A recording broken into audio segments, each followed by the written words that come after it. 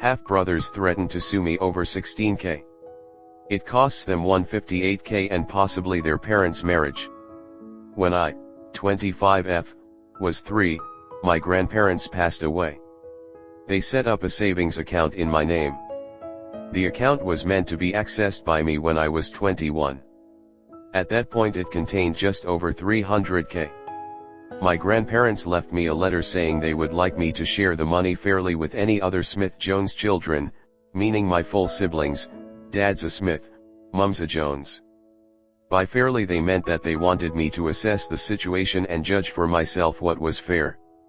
I never had full siblings, but I have 2 half-brothers, Mac and Joe Smith, who are dad and stepmom's kids. Due to the specific wording my grandparents used, I legally never had to give Mac or Joe any money. However, I see Mac and Joe as my brothers, and as the money came from our grandparents, I felt that the fairest thing would be to assign each of us 100K, so we all got an equal-sized lump sum, and I figured that when Mac, the youngest, turned 21 and took his 100K, we could split any remaining money. When I turned 21, Dad suggested I buy a house with my 100K. I found a place I loved but it was 130K and I couldn't get a mortgage, so Dad said I should borrow 30K from the account. I did, figuring I could pay it back before my brothers turned 21, and I have been repaying it. The account should be at 208K right now, but due to me withdrawing and then repaying that money it's at 195K, so I still owe 13K. Joe turned 21 recently, and as I was giving him his 100K, Joe noticed that there was less in the account than there should be. I explained and said I was going to put it all back before Mac, now 19, turns 21.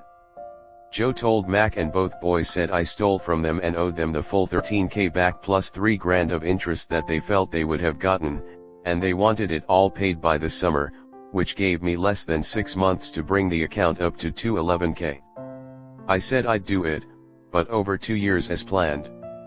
The boys then wrote up a contract to that effect. I went to sign it, until I saw that it said 6 months to pay it all back. I wouldn't sign as we agreed on 2 years.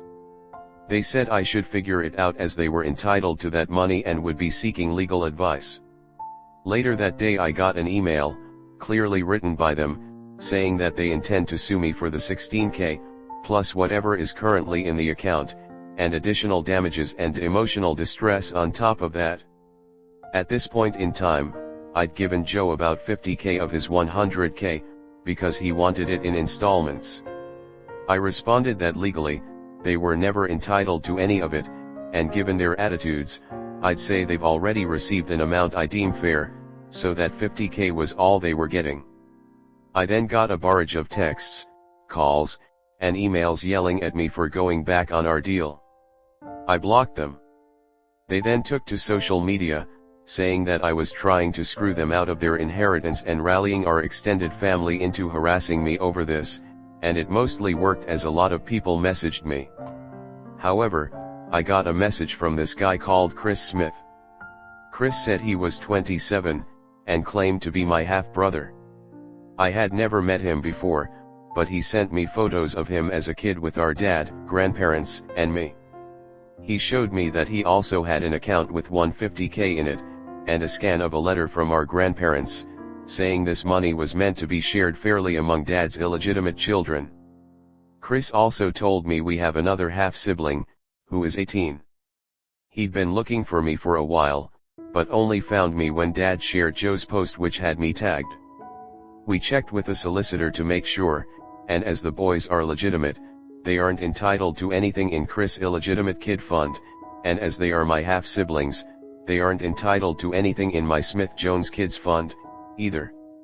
I sent the boys a letter formally telling them to back off, stop posting about me online, and enjoy the 50K because it's all they're getting. The day they received the letter, Chris got a PM from Dad, asking if the boys can have some of Chris' fund. Chris also said no, and told Dad we'd met. I told Mac and Joe about Chris and our other half-sibling, with Chris' permission. So it looks like my grandparents, knowing about Chris before they passed, set up 2 funds.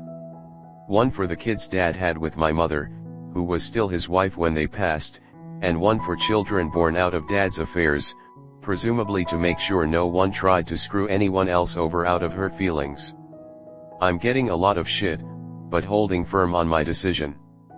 The boys have realized that I won't back down on this, and it sounds like I've caused a schism at their house, as Joe has all the money and no intention of sharing, so Mac is now feeling twice as screwed, plus stepmom apparently did not know about the other half-siblings, or that my half-sister was born after she and dad got married, and she's made dad move into a hotel.